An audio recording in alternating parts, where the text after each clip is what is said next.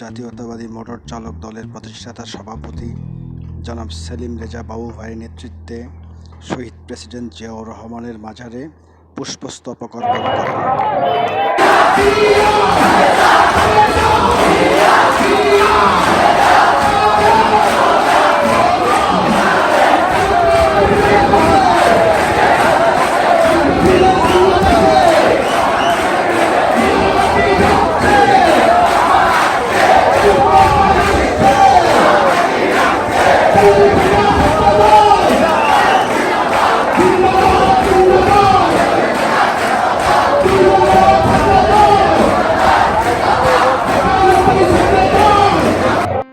আরও উপস্থিত ছিলেন ঢাকা মহানগর উত্তরের সংগ্রামী সভাপতি নূর মোহাম্মদ মির্জা ভাই, গাজীপুর মহানগরের সভাপতি মোহাম্মদ মিলন ভাই এবং প্রত্যেক থানার সভাপতি, সাধারণ সম্পাদক সহ অন্যান্য নেতৃবৃন্দ।